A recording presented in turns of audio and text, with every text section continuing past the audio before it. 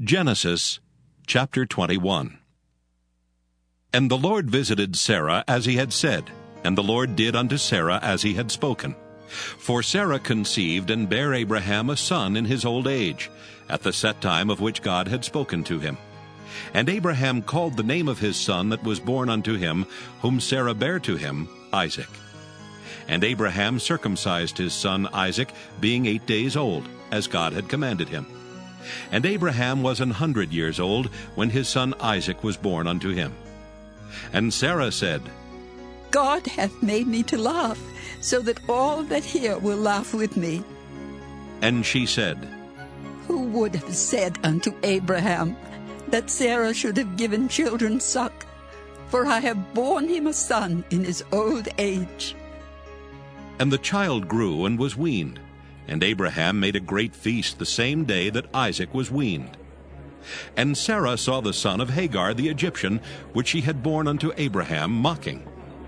Wherefore she said unto Abraham, Cast out this bondwoman and her son. For the son of this bondwoman shall not be heir with my son, even with Isaac. And the thing was very grievous in Abraham's sight because of his son. And God said unto Abraham, Let it not be grievous in thy sight because of the lad and because of thy bondwoman.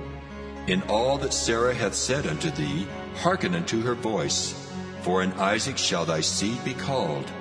And also of the son of the bondwoman will I make a nation, because he is thy seed.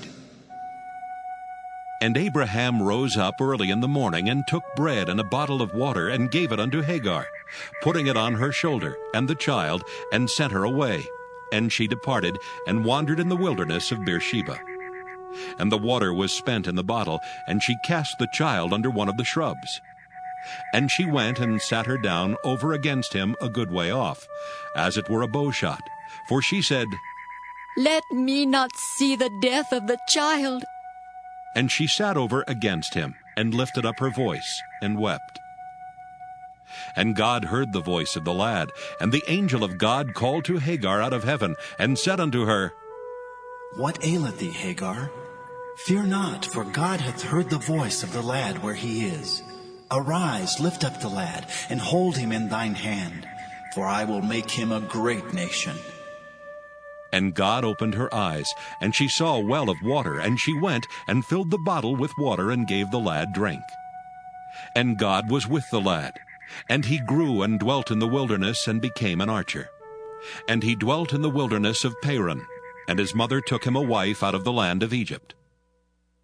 And it came to pass at that time that Abimelech and Phicol, the chief captain of his host, spake unto Abraham, saying, God is with thee in all that thou doest.